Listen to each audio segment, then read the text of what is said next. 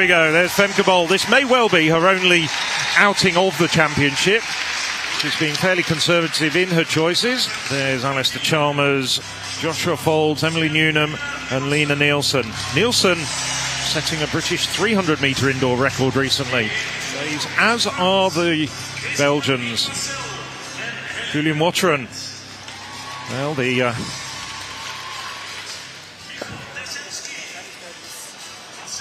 there's the Czech quartet. Dasinski, Perkova. Well, the Irish, of course, the reigning European champions outdoors. Charlene Maudsley. So it's Guijaro, Fra, Erta and Avilés. And Phil, this is history being made. The first ever major international championship mixed 4x400 metres relay indoors. Absolutely. Yes.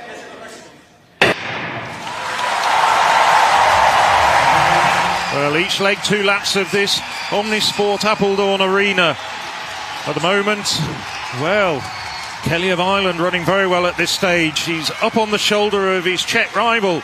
Also running well, Watteren as well, coming around the second bend on this first lap. Watteren now as they break for the inside. It's Watteren, the very fast 48-second 400-metre hurdler. But on his shoulder, Schmidt of the Netherlands. And Schmidt is getting roared around this track as they come up with 50 metres to go. Schmidt's dodged around Watteren, and it's going to be the Dutch that hand over. So Schmidt's going to hand over to Emma Salberg. And Phil, that was fabulous finishing from Schmidt there. You know, he stayed strong, and he and the Belgian squad got 2 or 3 metres on the pack. Emily Newnham now running extremely well in third place for Britain. She's made up a lot of ground on the 2 women in front of her. This is going to be extremely competitive for the medals. Also bringing Spain up into contention, Carmen Avilés as well. It's neck and neck though between the Netherlands and Belgium. Now Salberg, she's just edged out. She sort of blocks the way forward for Verwet. And it's going to be Salberg in front, coming around once again. Tony van Diepen waiting for Salberg to hand over the baton, but she's starting to tire, and it's the Belgian Verwet and also Emily Newnham. Frankly, that was a great leg from Newnham as she hands over. It's 3 abreast. Phil, Salberg there was holding the rest of them at bay, and it slowed and enabled the teams in 3, 4 and 5 to close up, and that means it's tighter now halfway round this third leg than it would otherwise have been. Belgium leading then from Great Britain, and the Netherlands in third. Femke Bol, their secret weapon on the final leg for the Netherlands. If they can just stay within 3 or 4 metres of the front end, Bol will have a fabulous chance of getting that gold that is so desperately wanted at the end of this first evening session here.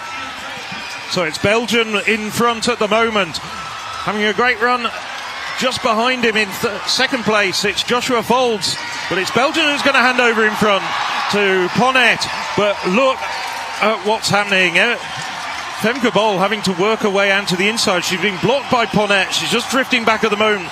But Femke Bol, sub 50-second runner indoors, let alone outdoors, is just biding her time. She's just looking so relaxed. Ponnet having to work very hard, and just behind her we've got the Finnish runners from Great Britain and Northern Ireland and Spain. So it's a 4-way battle for the 3 medals at the moment, but it's Belgium leading the Netherlands. Now Femke Bol just looking so comfortable, so relaxed.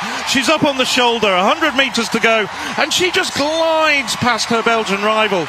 Bol is heading for home.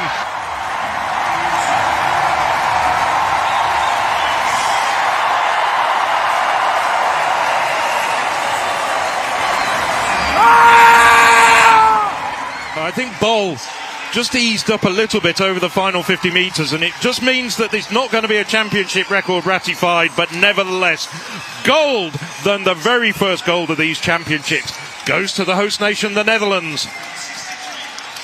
Well, surprise, surprise. I think Femke Bol could have taken over 10 metres down and probably won that, but she was in touch. Her 3 teammates did a fantastic job, Schmidt, Salberg and Van Diepen, to keep them right in there, the interest right up there, and then she was able to do that one, frankly, on 3 motors out of 4. It was very comfortable indeed. Brilliant running by the Belgian last leg runner, Ponnet. I thought she might be caught by Lavia Nielsen, but she was given a lot to do with a poor last changeover for Great Britain there between legs 3 and 4. But Nielsen did a great job to hold on and come through for that bronze medal. So brilliant bronze for Britain. Fabulous silver for the Belgians. And the Dutch, what a way to wrap up our first day. But there's confirmation of the results. What you saw with your very own eyes. Netherlands 3:15.63. It is a championship record, but it's not going to get ratified as the inaugural European record. Belgium and Great Britain, Northern Ireland taking silver and bronze after that thrilling finale to day 1 here in the Omnisport Apeldoorn Arena. The coach told us, run smart, because you're going to get carried away. When I went into the blocks, my heart rate was in my throat. I just say, keep it quiet, keep it easy the first 2, and then you can go. And I got carried away by the crowd. Well, with a crowd like this, it does not feel like training, even if it's at your home track. No, it was something amazing. Of course, you have to run smart. It was my first race, so it was a bit more like uncertain than usually. But with this amazing team around me, we can do great things, and I'm really proud of us. Yeah. I didn't hear that too much. I heard it when Nick overtook. I was like, okay, they're allowed. But I think we were prepared for it, because it's like Nick says, you can get carried away by it, and you need to use it in a smart way and not get carried away. But I'm so proud how everyone ran. It's so nice to run it in front of this amazing crowd, and we're happy. Yeah, not too much. I think I take a bath. We have a nice bath in the hotel. And, sauna, ice bath, protein. Yeah, just support the others. I mean, we have 50 athletes on the line, so there's every day a chance to support people, even if it's from home or like the hotel. Cathal Doyle, a 3:53 miler in that Liévin race, just getting himself in a little bit of trouble there as Ingebrigtsen just gradually eases up round the outside there. Look at the power of the Norwegian in that red strip. And that's just caused chaos further down the field. You see Cathal Doyle getting caught up with a bit of pushing and shoving. The Irishman, unfortunately, is just adrift of this group at the moment. But that's what happens when Ingebrigtsen makes his move. Everybody overreacts. Verheyen finally pushes himself past Gillevert. The Belgian does have the lead at the moment. But Verheyen, Ingebrigtsen, Gillevert, as they move through with 300 metres to go. Ingebrigtsen then, as ever, rises to the top in the latter stages of the race like a fine cream. So relaxed. Van der Heyden running a lovely race. Cathal Doyle, I'm sure, will put in an appeal as he is down and out of it, as Ingebrigtsen leads these 6 through the bell. And it's 3 to go through by right, that's all. Keane of Britain back in 5th place, has got some hard running to do. So indeed has the Portuguese Pereira in 5th, but Ingebrigtsen just winds it up down the back straight. The power oozing out of every pore as he comes around the final bend into this short straight. It's going to be very tight for the minor places. The Frenchman goes through by right there, and on the outside the Portuguese gets through as well. But it was very, very tight for those minor places. Gillevert certainly went through behind Ingebrigtsen, but Ingebrigtsen, Gillevert, Verheyen go through. Pereira misses out by 4/100ths of a second. Very, very tight indeed, and Ingebrigtsen looks like he could do that again. That was like a repetition in training. And we can have a look at those who make it through to the final of the men's 1,500 metres. Forget the times, they're irrelevant in races of that nature, as they should become the final. It depends if they use those lights on the inside of the track. But Ingebrigtsen the quickest ahead of Gillevert and Verheyen, the fastest heat of the 3. Gurley and Habs and Pielstrom in the second heat. And the other heat, Nada and Selmini and Farken. They are separated. You can almost have a wide line between, a thick line between the top 3 and the next 3, and then the bottom 3 from the rest. So, 7 athletes, 3 places up for grabs. Away they go. Hunter Bell, well, the #1 European this winter, world #5, and in fact outdoors with that amazing 3:52 in the Olympic final in Paris last August. She's the 11th fastest athlete in history. Hunter Bell running a smart race. She's running the shortest line from the front on these short straights and wide, stretchy bends. Winds it up a little bit more on this last lap. Guillermo of France in second place still. The Portuguese Afonso in third. Down the back straight for the penultimate time, and she really has controlled this one with real authority, has Hunter Bell. She's stretching away every 100 metres or so. I bet if you could measure it, there'd be a slight clicking of a notch each time she goes through a 100-metre point. The bell this time, and Hunter Bell still has plenty of company. She can't relax too much on this final lap. Guillermo in second place. Afonso, Portugal, in third. In fourth place is Maki of Czechia. Based in Prague, 10 times a Czech champion. Down the back straight, it's Afonso trying to get up there with Bell, but as they go into this final wide bend, there's still 4 in there. Trying desperately to get back on terms with them is Sasinek Maki. As they come towards the line, Hunter Bell just stretches away, looking very relaxed. Guillermo second, Afonso third. That's the 1, 2, 3. 2 Portuguese into the final already, and 2 French athletes as well, after Chloe Emel won the first heat. Well, certainly nothing wrong with Hunter Bell there. She looked absolutely fantastic. Controlled it from gun to tape, ran it like a pro, managed everybody else's hopes and aspirations as they thought they might get any sniff at an acceleration and moving up into a shoulder Hannah. So she kept clicking it up and up and up. In that last 3 or 4 laps, it got quicker and quicker. There's a summary of the qualifiers for the women's 1500 metre final tomorrow night. Georgia Hunter Bell, fastest coming into this championships and fastest qualifier. Agata Guillermo, Salome Afonso from that second heat. All the fastest across the line. Chloe Merle and Lisa Kowska across the line in pretty much the same time. Patricia Silva just behind them in the first heat. And Etta Guerrero, Reve Walcott-Nolan and Jocelyn Vind complete the 9 athletes from that third and final. There is Lorenzo Simonelli, his first race since the Diamond League final in the outdoor season. And what sort of shape is the outdoor European champion bringing here to Apeldoorn? Alin Alton of Romania goes in lane 7 in his 13th race of the season. And Wilhelm Balossian all the way out in lane 8. We saw this in the women's race, some of the high-profile athletes on the outer lanes.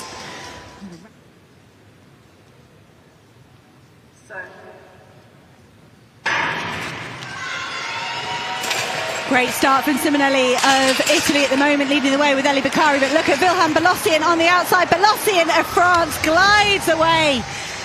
7:46. That is a great clocking from Balossian. It equals his season's best from Levan. He set that behind Grant Holloway at the World Indoor Tour. Balossian actually won the World Indoor Tour overall in the end. So Balossian, it wasn't the fastest of starts from the Frenchman. Maybe it was the camera angle deceiving me.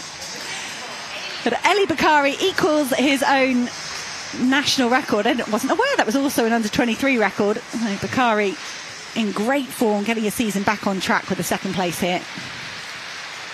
Well, it wasn't the quickest of starts from Balossian, but he really got into his stride.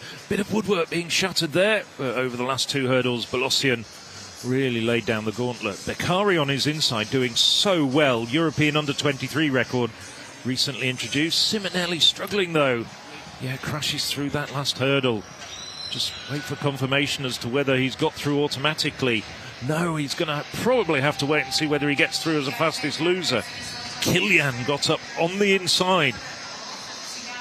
A bit difficult to spot the pole on the inside while we're paying attention to Balossian, but Kilian gets through as the 3rd automatic qualifier. Simonelli just doesn't look sharp, does he, compared to what he was doing last year when he got the World Indoor Silver Medal?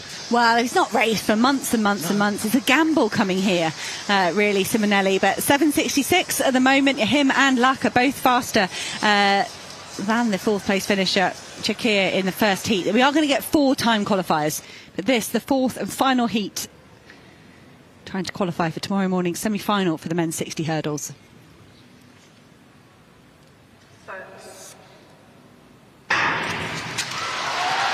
And they race to the first hurdle of 5, pretty even in the middle. Martinez trying to separate himself further. That is some run from Jakub Szymanski. Dessel of Austria clattered into the 3rd hurdle, knocked over the 2nd, fell over the 3rd. He's halfway down the track. But Szymanski, that's the best he's looked since that 7:39. 7:51, looking very, very smooth. Martinez, there was no one really to choose over those first couple of hurdles. Great to see Martinez sort of separate himself and give us 3 men through to the final. And a good finish from Sevilla as well. Try and sort out those time qualifiers for you as the times in this heat are confirmed. There we have the complete lineup of the men who will progress to the semi-final tomorrow. Balossian, the quickest man, the 2021 champion, 7:46, and not very far behind him on terms of times. Josquin Mate, his compatriot, 7:47. going through as fastest non-automatic qualifiers. Jordan Simonelli, the defending European outdoor champion, along with Owasui and Lakara as well. But now it's back to the track with the women's 60 metres hurdles.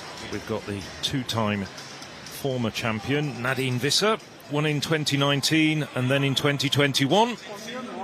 Visser the fastest in the field at 7.82 this year, 7.77 personal best. Well, he kept them standing for a long time, but now that they're away. And now Visser, she took her 2 or 3 hurdles to get into her stride, but she came through so strongly over the final 2 barriers. And Visser takes her very, very convincing win there. 7.89 the clock stops at. Yeah, I didn't think it was the best of starts from Visser, but she was very strong through the second half of the race. She didn't panic, second to left there. Certainly a great start from Alessandrini of France, their third from left. But Visser here, when she turns it on, really accelerates between those barriers, gets that lead leg down so fast off each barrier. Bang, look at it, get it down, slap it down and start driving for the next stride. Very, very competent indeed. She's a big, powerful athlete, and that was very, very competent indeed, Phil. As you say, 7.89, comfortable enough. Well, there is that result confirmed, or rather the semi-finalists. And Kryzowska, yeah, she was the cream of the crop, Phil, but it was pretty tight. Well, in the end, it was a superb run from Nadine Visser, getting back to her top form. There you can see the non-automatic qualifiers, including Toth and Alessandri, 4th and 5th from that first heat. They were joined by Herska, the defending champion. Hasn't broken 8 seconds this year, but rounding into form nicely at the moment. Now, this could be a big one. Pelletero Cambayore, opened with 13.92. She's in 3rd place. She probably has done enough to make the cut, but she wants to make sure of it. Crowd getting behind her. Tokyo Olympic bronze medalist. Paris Olympics last year, finished in 6th place. She's very consistent. That's better, that's big. And she took off behind the board. Normal service is resumed for the Spaniard. 13.92 her opener.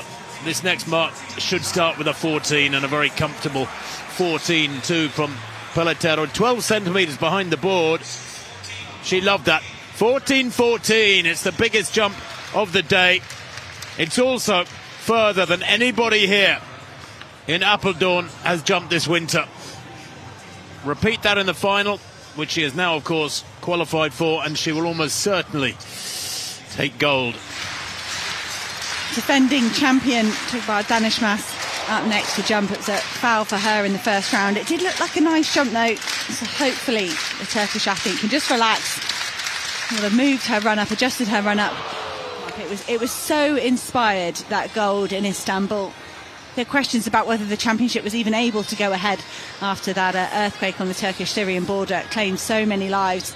And Danışmaz, as a home winner in Istanbul, it was really what the country and the organisers wanted and deserved. That's another good jump. Will she get the green flag? Similar to the first effort. I think it is going to be okay for Danışmaz. And that will see her join the 2 automatic qualifiers. We've seen over 14 metres so far. Thumbs up from the coaching team. Just waiting for confirmation in the arena. To the naked eye there, it looks like she's just dropped the right side of the 14-metre mark. Perfect on the board. Very nice. And it's come up at 14 metres and 10 for Danışmaz, so she can get her tracksuit back on, go and recover.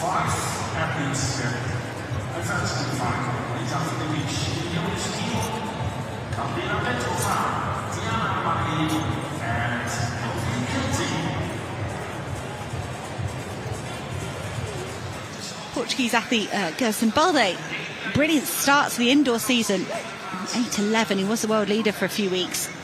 Doesn't quite match that in his competitions afterwards, but Balde's got a kind of room to spare in terms of making this fun. That's a lovely, lovely start from Gerson Balde. Let's have a look again. I'm getting carried away with this graphic.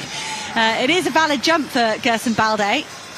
And I mentioned that early start to the season over 8 metres, and he didn't actually go over 8 metres again from that competition in January all the way up to this weekend. And I think he has done it again today here. It's come up on my system as 8.11, so Gerson Balde does have an automatic mark into the final.